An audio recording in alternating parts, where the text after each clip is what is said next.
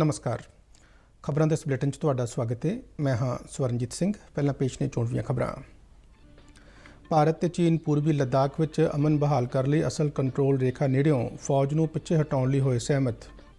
कूटनीतिक गलबात राहीं दोहां देशां ने जताई सहमति।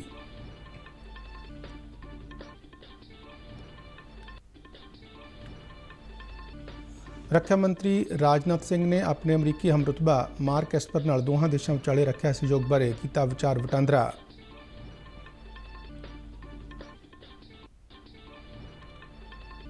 पंजाब विच कोरोना वायरस की पुष्टि वाले मरीजों की गिनती 7,357 हुई। हुण तक सूबे विच 5,017 मरीज कोरोना वायरस तो सेहतयाब होए ने।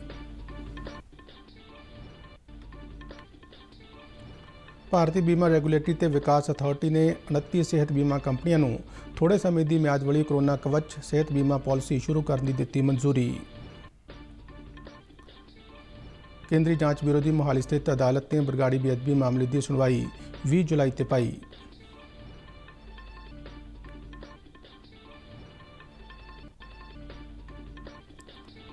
केंद्रीय खेड मंत्रालय ने NIS पटियाला विच उगे खिडारियों लई कोचिंग कोर्स दाखले विच दित्तियां छूटां। ते हुण खबरां विस्तार नाल। भारत चीन विचाले सरहदी मामलों प्रति रणनीति बनाने लई जारी गलबात कल समाप्त हो गई।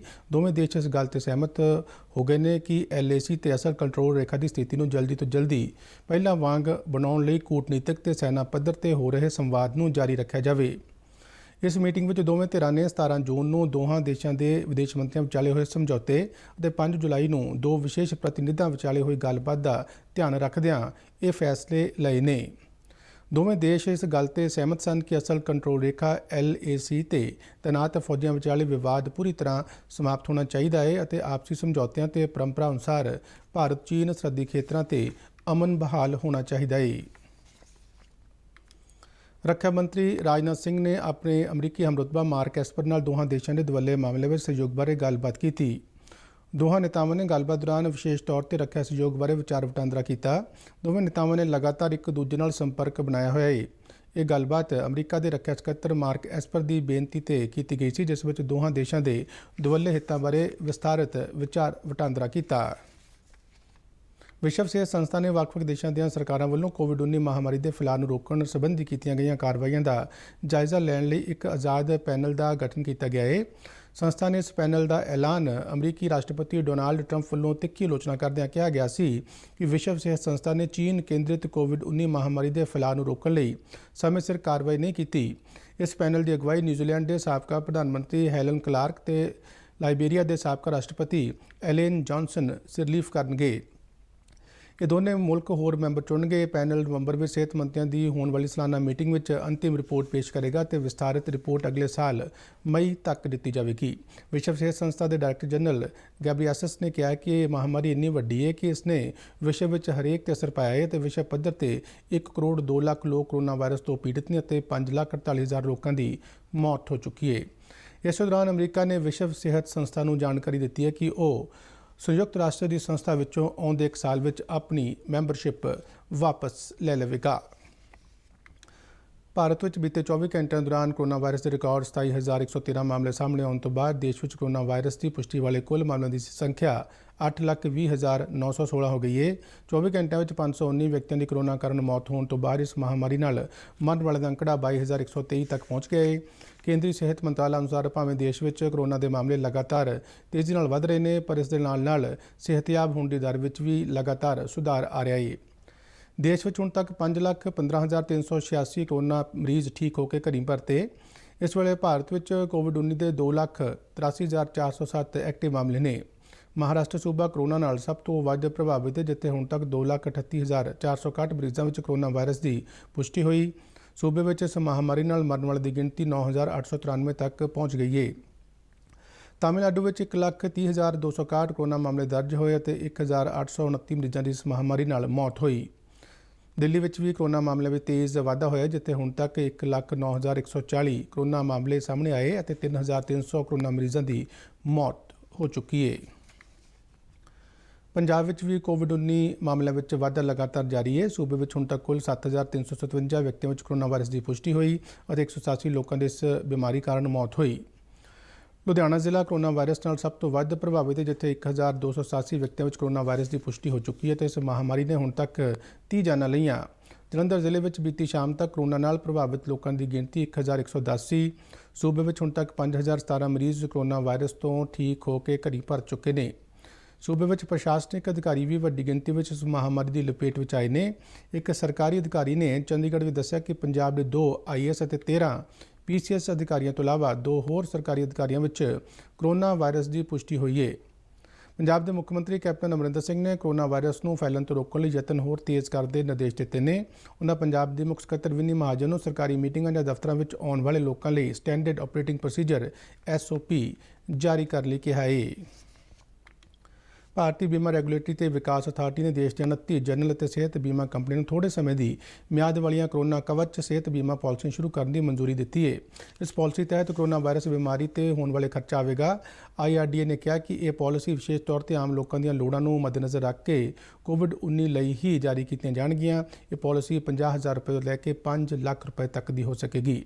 18 ਤੋਂ 65 ਸਾਲ ਉਮਰ ਦੇ ਵਿਅਕਤੀ ਇਹ ਕੋਰੋਨਾ ਕਵਚ ਪਾਲਿਸੀ ਆਪਣੀ ਪਤਨੀ, ਮਾਪਿਆਂ ਤੇ ਸਹੁਰਿਆਂ ਤੇ 25 ਸਾਲ ਦੇ ਉਹਨਾਂ ਬੱਚਿਆਂ ਤੇ ਵੀ ਲਾਗੂ ਹੋਵੇਗੀ ਜੋ ਮਾਤਾ-ਪਿਤਾ ਤੇ ਨਿਰਭਰ ਨੇ।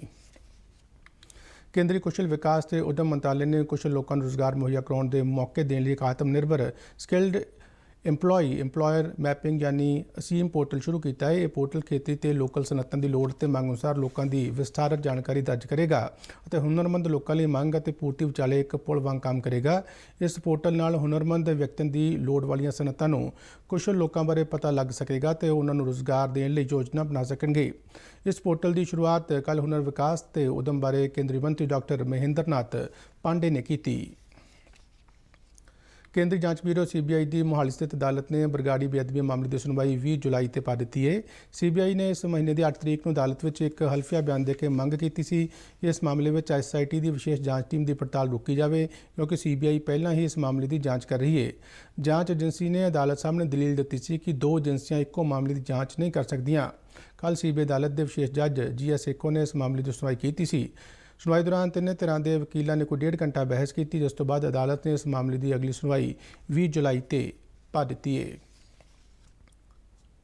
ਪਟਿਆਲਾ ਦੇ Neta ji Subhash national institute of sports ਨੇ ਉੱਘੇ ਖਿਡਾਰੀਆਂ ਨੂੰ ਕੋਚਿੰਗ ਕੋਰਸ ਵਾਸਤੇ ਦਾਖਲਾ ਲੈਣ ਲਈ ਕੁਝ ਛੋਟਾਂ ਦਿੱਤੀਆਂ ਨੇ। ਇਹ ਛੋਟਾਂ ਕੇਂਦਰੀ ਖੇਡ ਮੰਤਰੀ ਕਿਰਨ ਰਿਜੀਜੂ ਵੱਲੋਂ ਮਈ ਵਿੱਚ ਐਲਾਨੇ ਗਏ ਉਸ ਫੈਸਲੇ ਤੋਂ ਬਾਅਦ ਦਿੱਤੀਆਂ ਗਈਆਂ ਨੇ, ਜਿਸ ਤੋਂ ਬਾਅਦ NIS ਪਟਿਆਲਾ ਵਿੱਚ 2020-21 ਦੇ ਸੈਸ਼ਨ ਅਤੇ ਆਉਣ ਵਾਲੇ ਦਾਖਲਾ ਸੈਸ਼ਨ ਲਈ 46 ਉੱਘੇ ਮਰਦ ਤੇ ਔਰਤ ਖਿਡਾਰੀ ਸਿੱਧਾ ਫਲੈਗਸ਼ਿਪ ਕੋਚਿੰਗ ਡਿਪਲੋਮੇ ਵਿੱਚ ਦਾਖਲਾ ਲੈ ਸਕਣਗੇ। ਪਹਿਲਾਂ ਹਰੇਕ ਖਿਡਾਰੀ ਨੂੰ ਦਾਖਲਾ ਲੈਣ ਲਈ ਸੀਨੀਅਰ ਵਰਲਡ ਚੈਂਪੀਅਨਸ਼ਿਪ ਵਿੱਚ ਇੱਕ ਮੈਡਲ ਜਿੱਤੇ ਹੋਣ ਦੀ ਸ਼ਰਤ ਜ਼ਰੂਰੀ ਸੀ, ਪਰ ਨਵੇਂ ਦਾਖਲਾ ਪ੍ਰਬੰਧਾਂ ਵਿੱਚ ਇਸ ਚੈਂਪੀਅਨਸ਼ਿਪ ਵਿੱਚ ਹਿੱਸਾ ਲੈਣ ਵਾਲੇ ਖਿਡਾਰੀ ਵੀ ਇਹ ਡਿਪਲੋਮਾ ਕਰ ਸਕਦੇ ਨੇ। ਇੱਕ ਹੋਰ ਸ਼ਰਤ ਜੋ ਨਰਮ ਕੀਤੀ ਗਈ ਹੈ ਉਹ ਇਹ ਕਿ ਪਹਿਲਾਂ ਏਸ਼ੀਅਨ ਤੇ ਕਾਮਨਵੈਲਥ ਖੇਡਾਂ ਵਿੱਚ ਸੋਨ ਤਮਗਾ ਜੇਤੂ ਨੂੰ ਹੀ ਇਸ ਕੋਰਸ ਵਿੱਚ ਦਾਖਲਾ ਦਿੱਤਾ ਜਾਂਦਾ ਸੀ, ਜਦਕਿ ਹੁਣ ਸੋਨ, ਚਾਂਦੀ ਤੇ ਕਾਂਸੇ ਦੇ ਤਗਮੇ ਵਾਲੇ ਵੀ ਦਾਖਲਾ ਲੈ ਸਕਦੇ ਨੇ। ਸਪੋਰਟਸ ਅਥਾਰਟੀ ਆਫ ਇੰਡੀਆ ਦੇ ਡਾਇਰੈਕਟਰ ਜਨਰਲ ਸੰਦੀਪ ਪ੍ਰਧਾਨ ਨੇ ਇਸ ਫੈਸਲੇ ਦੀ ਜਾਣਕਾਰੀ ਦਿੰਦਿਆਂ ਕਿਹਾ ਕਿ ਇਸ ਨਾਲ ਹੁਣ ਵਧੇਰੇ ਖਿਡਾਰੀ ਇਹ ਕੋਚਿੰਗ ਕੋਰਸ ਕਰ ਸਕਣਗੇ। ਵਿਦੇਸ਼ ਜਾਣ ਦੀਆਂ ਇੱਛੁਕ ਨਰਸਾਂ ਹੁਣ ਆਨਲਾਈਨ ਅਪਲਾਈ ਕਰਕੇ ਆਪਣੇ ਦਸਤਾਵੇਜ਼ ਤਸਦੀਕ ਕਰਵਾ ਸਕਣਗੀਆਂ। ਪੰਜਾਬ ਦੇ ਡਾਕਟਰੀ ਸਿੱਖਿਆ ਤੇ ਖੋਜ ਮੰਤਰੀ OP ਸੋਨੀ ਨੇ ਇਸ ਸੰਬੰਧ ਵਿੱਚ ਇੱਕ ਵੈਬਸਾਈਟ ਦੀ ਸ਼ੁਰੂਆਤ ਕੀਤੀ ਹੈ। ਮੰਤਰੀ ਨੇ ਦੱਸਿਆ ਕਿ ਵਿਦੇਸ਼ ਵਿੱਚ ਜਾਣ ਵਾਲੀਆਂ ਇੱਛੁਕ ਜਾਂ ਪਹਿਲਾਂ ਤੋਂ ਹੀ ਵਿਦੇਸ਼ਾਂ ਵਿੱਚ ਕੰਮ ਕਰ ਰਹੀਆਂ ਨਰਸਾਂ ਦੇ ਵੈਰੀਫਿਕੇਸ਼ਨ ਗੁੱਡ ਸਟੈਂਡਿੰਗ ਸਰਟੀਫਿਕੇਟ ਜਾਰੀ ਕਰਨ ਸੰਬੰਧੀ ਆਨਲਾਈਨ ਮਾਧਿਅਮ ਰਾਹੀਂ ਅਪਲਾਈ ਕਰ ਸਕਣਗੀਆਂ। ਮੰਤਰੀ ਨੇ ਦੱਸਿਆ ਕਿ ਉਹਨਾਂ ਨੂੰ ਪੰਜਾਬ ਨਰਸਿੰਗ ਰਜਿਸਟ੍ਰੇਸ਼ਨ ਕੌਂਸਲ ਦੇ ਦਫ਼ਤਰ ਵਿੱਚ ਆਉਣ ਦੀ ਜ਼ਰੂਰਤ ਨਹੀਂ ਹੋਵੇਗੀ। ਨਰਸਾਂ ਆਨਲਾਈਨ ਪੋਰਟਲ PNRC.online.com ਤੇ ਸਰਟੀਫਿਕੇਟ ਲਈ ਅਪਲਾਈ ਕਰ ਸਕਦੀਆਂ ਨੇ। ਉਹਨਾਂ ਦੱਸਿਆ ਕਿ ਹੁਣ ਦਸਤਾਵੇਜ਼ ਸਵੀਕਾਰ ਨਹੀਂ ਕੀਤੇ ਜਾਣਗੇ।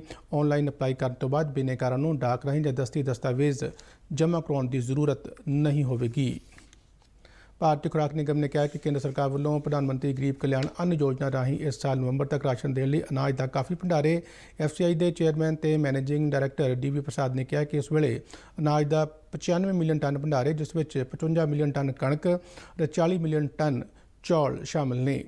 ਉਨ੍ਹਾਂ ਕਿਹਾ ਕਿ ਆਉਂਦੇ ਕੁਝ ਮਹੀਨਿਆਂ ਵਿੱਚ ਭਾਰਤੀ ਖੁਰਾਕ ਨਿਗਮ ਵੱਲੋਂ 50 ਮਿਲੀਅਨ ਟਨ ਚੌਲ ਤੇ ਕਣਕ ਰਾਜਾਂ ਨੂੰ ਜਾਰੀ ਕੀਤੇ ਜਾਣਗੇ, ਜਿਸ ਵਿੱਚ 20 ਮਿਲੀਅਨ ਟਨ ਅਨਾਜ ਪ੍ਰਧਾਨ ਮੰਤਰੀ ਗਰੀਬ ਕਲਿਆਣ ਅੰਨ ਯੋਜਨਾ ਤਹਿਤ ਦਿੱਤਾ ਜਾਵੇਗਾ।